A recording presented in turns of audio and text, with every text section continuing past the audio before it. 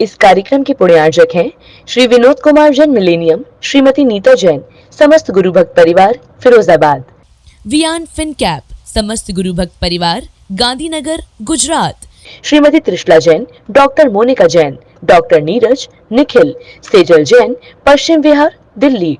Shrimati Santosh Jain, Shri Vishal Chand Jain, Shrimati Poonam Jain CMA, Pankaj Jain, Amit Jain, राशि जैन, उन्नति Jain, sector 37, Noida. Shri Parasmal, Indira देवी, संजय, विनीता, अजय, नीतू जैन, बाकलीवाल परिवार, सूरत। जैनम जयतु शासनम विश्व कल्याणकारकम। धर्म स्नेही सत श्रद्धालु, यहाँ पर उपस्थित आप सभी भव्यवर पुंडरीक पुण्यात्मा महानुभाव, जीवन में आत्म शांति, आत्म सुख, आत्म संतोष, आत्म वैभव एवं आत्मज्ञान प्राप्त करने के लिए यदि कोई बीज रूप सिद्ध हो सकता है तो वह एक ही सुकृत है, उपकार। उपकार एक ऐसी प्रक्रिया है जिससे एक साथ दो कार्य होते हैं, स्व उपकार और परोपकार। जैसे दीपक के जलने से अंधकार का त्वरित होना और प्रकाश का होना, प्रकाश में ऊष्मा का होना और शीत का दूर करना, प्रकाश में दाहक और पाचक शक्ति का होना, अपक्व को पकाना और अनावश्यक संग्रह को नष्ट करना, ये शक्तियां सहज में पाई जाती है। जल में जो शीतलपना और तरलपना सहज में पाया जाता है,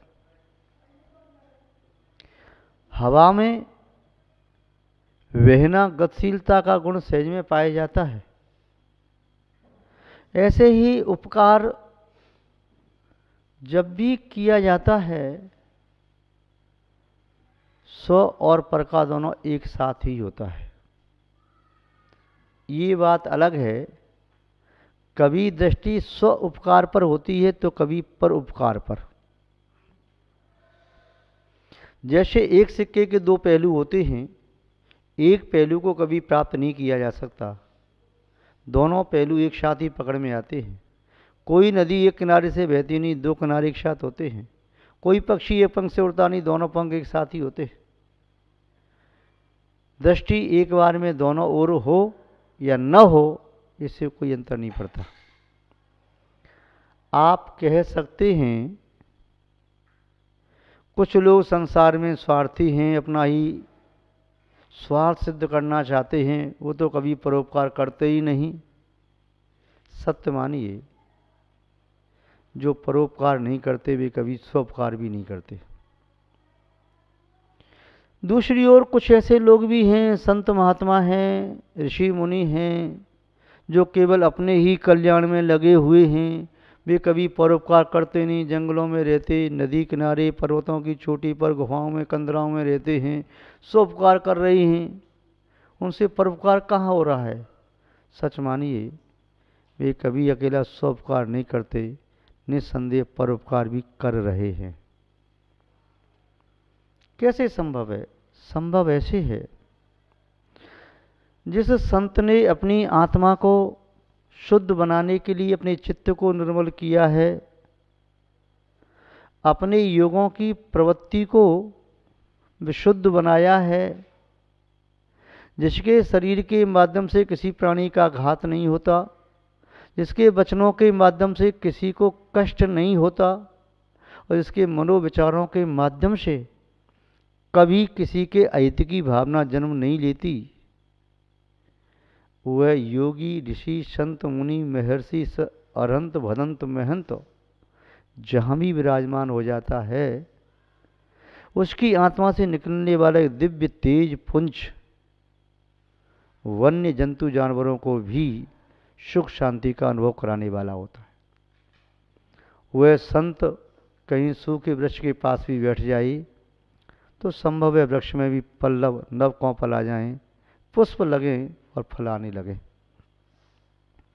आपने शास्त्रों में देखा है कि किसी अतिशय साधक योगी तपस्वी के आने पर सूखे तालाबों में पानी आ जाना, षट ऋतु के पुष्प और फलों का एक साथ आना शास्त्रों में वर्णित है।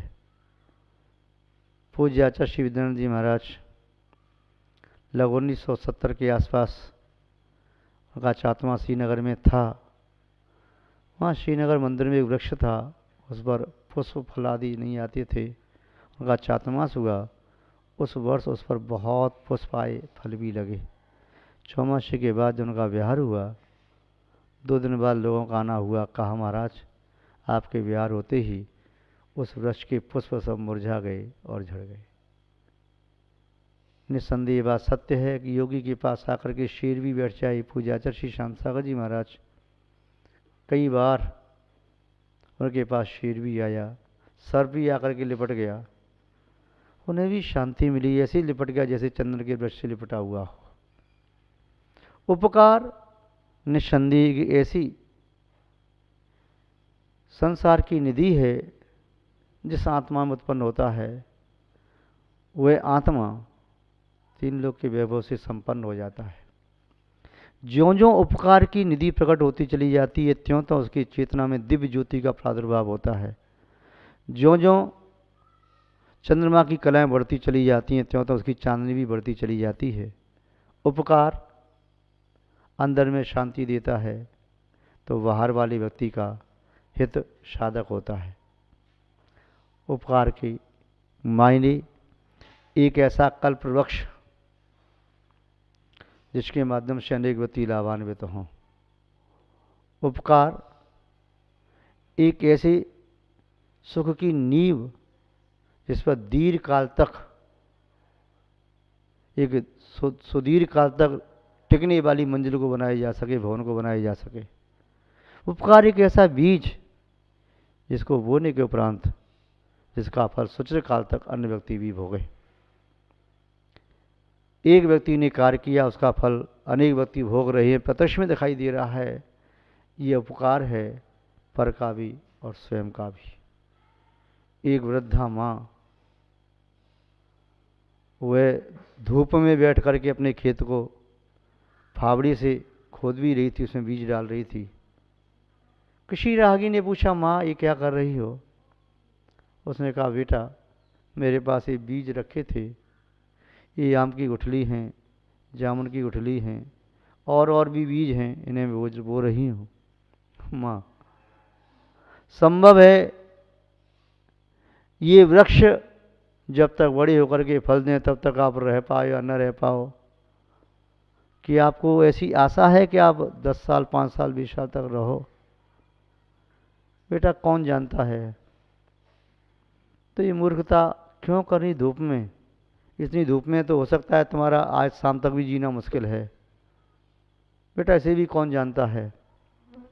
किंतु मैं ये कार्य कर रही हूँ, उसके फल को मैं जानती हूँ। क्या जानती हो माँ? ये जानती हूँ ये बीज आज मैं बो रही हूँ, कल वृक्ष बनेंगे, उन वृक्षों पर फल भी लगेंगे और फलों को खाने वाले लोग भी होंगे। यदि मैं ये सोच लेती मेरी बोई बीज का फल मैं नहीं खाऊंगी तो क्यों बोऊं, तो बेटा आज मुझे फल खाने को नहीं मिलते। मेरे पूर्वजों ने जो बीज बोए उनके फल मैंने भी तो खाए। उपकार उस तरह से होता है कि जब व्यक्ति कोई भी कार्य करता है अपने उद्देश्य न करके जब दूसरे के उद्देश्य का भाव रखता है, तब निस्संदेह दूसरे के हित में स्वयं का छिपा हुआ होता है। जब आप कहते हैं सबका कल्याण हो, तो हम सबसे अलग नहीं हैं। जबकि सबका हित हो, हम सबसे अलग नहीं हैं। सबका मंगल हो, सबका शुभ हो और सब जीव सुखी हों, तो हमारी गिनती उसमें आ जाती है। महान भाव। किसी व्यक्ति ने कुआं खुदवाया, प्याऊ लगवाई, स्कूल बनवाया, धर्मशाला बनवाई, बाग बगीचे लगवाए, या रोड बनवाया, मार्ग, या और भी सुरक्षा की कोई चीज़ें उसने बनवाई हैं, केवल वह अकेला उसका सेवन नहीं करेगा, उसका उद्देश्य सबका हित, सबका कल्याण है। जो सबके कल्याण की भावना भाता है, निस्संदेह उसका कल्याण भी होता है। जीवन में वस्तुएं भी उपकारक होती हैं। जैन दर्शन कहता है धर्म द्रव्य, अधर्म द्रव्य, आकाश और काल द्रव्य भी उपकारक हैं। धर्म द्रव्य जीव और पुद्गल के चलने में सहकारी है, अधर्म द्रव्य जीव और पुद्गल को ठहराने में सहकारी है, आकाश द्रव्य सबको अवगाहन देता है, काल द्रव्य सभी द्रव्य के प्रबंधन में सहकारी है। पुद्गल द्रव्य भी जीव का उपकारक है, चाहे वह पुद्गल किसी रूप में क्यों न हो। आप कहेंगे जो पुद्गल जीव के लिए इष्ट फल देने वाला है, जैसे आपको कोई वस्तु चाहिए जिससे आपको सुख मिला, उसे आप उपकारक मानेंगे। एकांततः ऐसा नहीं है। जिस वस्तु के माध्यम से आपको कष्ट मिल रहा है वह वस्तु भी उपकारक है। सुख दुख, जीवित मरण, वो दोनों उपकारक हैं। सुख वर्तमान काल में आपको सुख की अनुभूति करा रहा है, दुख भविष्य के लिए सुख का बीज बोने की प्रेरणा देने वाला होता है। जीवन आप जी रहे हैं, आज सुख का अनुभव कर रहे हैं, और मरण अगले भव को संभालने के लिए एक अवसर है, तो ये भी उपकारक हैं। आचार्य कुंद स्वामी ने लिखा है, सोहे भाविदम नाणम दोहे जादे बड़सती तम्मा जा बलम जो यपा दुखे भावई। सुख में भावित किया गया ज्ञान दुख आने पर नष्ट हो जाता है, किंतु दुख में ग्रहण किया गया ज्ञान वह दुख और सुख कुछ भी आता रहे, कभी नष्ट नहीं होता। जिन विद्यार्थियों ने प्रतिकूलताओं में शिक्षा अर्जन की है, ज्ञान प्राप्त किया है, धन कमाया है, वे धन कभी नष्ट नहीं हुआ, वे ज्ञान कभी नष्ट नहीं हुआ। और जिन विद्यार्थियों ने विलासी जीवन जीते हुए विद्या को प्राप्त किया है, शायद विद्या उनके काम न आ सकी होगी। प्रतिकूलता भी अनुकूलता का हेतु होता है। आचार्य पूज्यपाद स्वामी ने लिखा, न स्नेया शरणम प्रयांत भगवान पाद द्वयम ते प्रजा हेतु तत्र विचित्र दुख निचेह संसार घोराणव अत्यंत स्वदुग्र रश्म निकर व्याकीर्ण भूमंडलो ग्रीष्म कार्य तीन पाद सलिल छाया अनुरागन भी। धूप यदि न हो तो अति शीतल पदार्थों का सेवन न करे, छाया में न जाए। ऐसे ही जीवन में दुख न आए तो व्यक्ति प्रभु परमात्मा की भक्ति न करे, पुण्य कार्य न करे। जो व्यक्ति पुण्य के उदय में इतराते हैं, वे व्यक्ति पाप के उदय में भगवान के चरणों में पहुंच जाते हैं। दुख एक ऐसा है जो अपनों और परायों का ज्ञान कराता है। दुख एक ऐसा साधन है जिसके माध्यम से प्रभु परमात्मा की सत्ता और अस्तित्व पर विश्वास हो जाता है। जानता है कि परमात्मा नाम की कोई चीज़ है। जब दुख नहीं था, पैसा था, सत्ता थी, यौवन था, अधिकार थे, सब कुछ था, तब कहता कौन सा भगवान, कहाँ का भगवान, कैसा भगवान, कौन धर्मात्मा, कौन साधु, कौन सन्यासी, कौन क्या है। किंतु जब जीवन में दुख का पहाड़ टूट पड़ा तो उसे लगता है, एक सामान्य व्यक्ति भी उसे भगवान जैसा लगता है, फिर तो उसे पत्थर भी भगवान लगता है। उसे लगता है भगवान नाम की कोई चीज़ है। वक्त उन व्यक्तियों की बुद्धि को भी ठीक कर देता है जो बुद्धि को अपना गुलाम मानते हैं। परोपकार करने वाला किस प्रकार वह अपने उपकार को प्राप्त करता है। एक बालक अपने माता पिता के बिना अनाथ जीवन जीने वाला चला जा रहा है अपने भाग्य की परीक्षा लेने के लिए। उसे मालूम हुआ कि कहीं संत महात्मा जंगल में विराजमान हैं, उनके पास जा रहा है। मार्ग में एक जगह ठहरा। वह घर तो बहुत आलीशान था, वृद्धा माँ थी, एक बेटी थी। बेटी बोलने में असमर्थ, यौवन से युक्त। माँ ने पूछा बेटा कहाँ जाता है। उसने सारा किस्सा सुनाया। बेटा मेरी बेटी के बारे में पूछ करके आना, ये कब बोलेगी, इसकी शादी कब होगी, कहाँ होगी, किसके साथ होगी। ठीक है माँ। आगे बढ़ता है। उसे एक उद्योगपति मिलता है। उसने पूछा मुझे व्यापार में बार बार घाटा क्यों लग रहा है, मैं जो वस्तु निर्माण करता हूँ वह वस्तु सही क्यों नहीं बन पा रही। पूछो तो बड़ा उपकार होगा तुम्हारा। बोले उपकार मेरा क्या, आपने मेरा उपकार किया, मुझे भोजन कराया। आगे पहुंचा, किसी बाग में ठहरा रात्रि में। माली ने कहा कि मैं इस यहाँ पर बीज बोता हूँ, वृक्ष उगते ही नहीं, क्या बात है। ठीक है, पूछ के आऊँगा। आगे पहुँचा कि संत महात्मा से मिला। बोले तुम वहाँ जा रहे हो, मेरा प्रश्न पूछना, मुझे सिद्धि क्यों नहीं हो रही। चारों के चार प्रश्न लेकर के पहुँचता है। वह जयरथ नाम का बालक महात्मा के पास पहुँचा। महात्मा बहुत तपस्वी थे, संभव है अवधि ज्ञानी रहे होंगे। उन्होंने कहा पूछिए बस, क्या पूछना है। उसने प्रश्न पूछे, चार प्रश्न पूछ लिए। उसने कहा महात्मा जी प्रश्न और बस, चार से ज़्यादा नहीं पूछ सकते। ठीक है, चार ही पूछनी है तो मैं अपना नहीं पूछूंगा, चारों का पूछ लिया। महात्मा ने चारों को उत्तर दे दिए। महात्मा को सिद्धि क्यों नहीं हो रही, उसका कारण है महात्मा के मन में पाप है, शुद्ध आलोचना नहीं की। विशुद्ध आलोचना करें तो कार्य सिद्ध होगा। पुणे माली के बारे में पूछा। वहाँ पर जमीन में चट्टान गड़ी है, वह चट्टान हीरे की चट्टान है, उसमें हीरा जड़ित है। वह कंकड़ पत्थर के बीच में, उस पत्थर की चट्टान को तोड़ा जाए तो पुणे नीचे मिट्टी है, वहाँ वृक्ष लगेंगे। आगे पूछा उद्योगपति के बारे में। उद्योगपति ने बोला हुआ दान अभी तक दिया नहीं है, इसीलिए व्यापार में बार बार घाटा लगता है। उसके बारे में पूछा। वह बेटी अपने जन्म का हाल जब जान लेगी तो अपने देख करके बोल जाएगी। और ये जन्म का हाल कैसे मालूम चलेगा, जिस महात्मा के पास जाओगे, महात्मा से बताओगे, वह महात्मा जो कुछ भी बताएगा उससे बेटी के भाग्य की, स्वयं के भाग्य का सितारा चमक जाएगा। ठीक है, गया महात्मा से कहा आपने कोई जीवन में कृत्य किया, पाप किया, उसकी आपने शुद्ध आलोचना परमात्मा के सामने नहीं की और आपके मन में विकल्प चल रहा है। उसने कहा हाँ, मैंने बचपन में एक युवती को मार दिया था, उसके गहने मैंने छीन लिए थे, मैंने परमात्मा के सामने दोष कबूल नहीं किया और वे गहने यहाँ गड़े हुए हैं। वह कहता है कि मैं आज परमात्मा के सामने अपनी दोष कबूल करता हूँ, गहने निकाल के दे दिए। बाग के मालिक के पास पहुँचा, उद्योगपति के पास पहुँचा। उसने कहा कि तुमने बोला हुआ दान दिया नहीं है, यदि बोला हुआ दान दे दो, परोपकार के लिए जो बोला था। उसने कहा मैं कहाँ देने जाऊँ, मैंने बोला था, सत्य बात है, मैं आज अपना दान देता हूँ। पैसा उसने उसको दे दिया। आगे बढ़ता है, माली के पास पहुँचा। बोले खुदाई के लिए मेरे पास पैसा नहीं, मैं भी समझता हूँ चट्टान है, ले पैसा मैं देता हूँ। खुदाई की, उस चट्टान में हीरा, पत्थर की चट्टान में निकला। वह चट्टान तोड़ के हीरा ले लेता है, कुछ उसे दे देता है। आगे उसके पास पहुँचा। उस माँ से कहता है तुम्हारी बेटी क्यों नहीं बोलती, इसका एक कारण है।